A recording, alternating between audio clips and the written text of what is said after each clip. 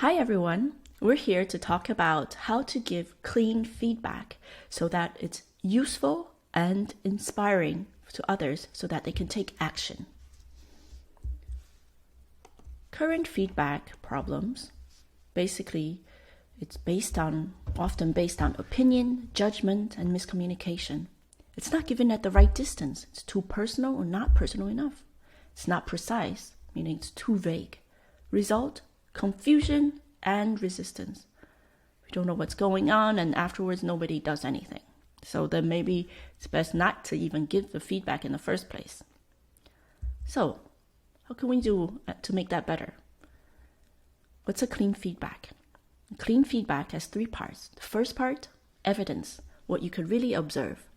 Second, inference, what do you interpret from what you've seen? And third, impact, how does that affect what is the effect on you as an individual? Example of bad feedback. You were disengaged at our client meeting this morning. I want you to do something about that. Okay, disengage, opinion, interpretation, and something. Do something about it. Vague. Result, the person is confused and maybe will even be angry at you because you said he was disengaged. Second, let's see how we can do it better. I saw you yawning 5 times during our client meeting. It's yawning, okay, that's a fact. Nobody's going to dispute that. I imagine that you didn't sleep well. I feel worried that the client might have a negative impression of us. Okay, so this only talks about what can be observed, what you infer from it, and what is the impact. And this leaves the space for the other person to really receive and to maybe mirror back other things that you didn't see. So after the feedback, what do? Well, we need to validate this with the other person. Do you agree with what I inferred, my interpretation? And here you need to be open and listen to what the other person has to say. And then after the validation, action. How might they use this to go further or not? This is entirely up to the other person. We're here to give feedback, but the other person can do what they want with it. All right, here's an example of a positive feedback. I saw you sending out a detailed email. I infer that you are very meticulous. Do you agree?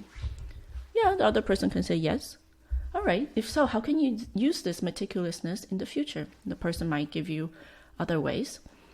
But however, the person is not obliged to agree with you. You can say, I have a problem with detailed emails. I spend too much time.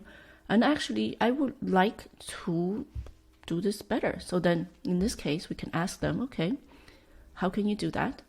So these kind of questions really encourages the other person to think for themselves and also to take action.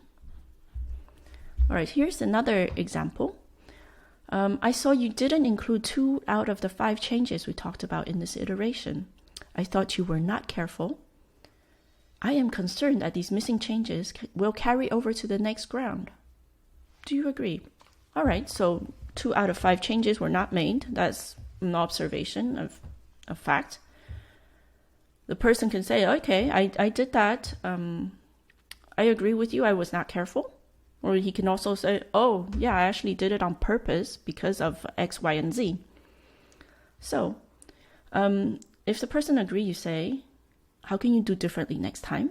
The person doesn't agree. Okay, ask them how they would receive and move further. And in the process, maybe you learn something as well. All right, so clean feedback is a 3-part process with evidence, inference, and impact. We talk about what we observe with the eyes, facts, and situations, concrete situations. Inferences, what's our interpretation? And third part, what is our impact? This leaves the space for the other person to receive the fact, to process how we interpret the situation, and also give space for them to offer their interpretation. And finally, by talking about impact, the effect on us, we invite the other person to think about the effect on them as well. So this will inspire action.